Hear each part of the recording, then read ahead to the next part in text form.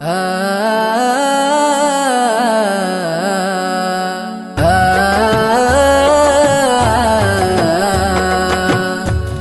Battuta പോയ സാഹസിക യാത്ര പോലെ ഒരു നാൾ ഞാനും മദീന പോകും.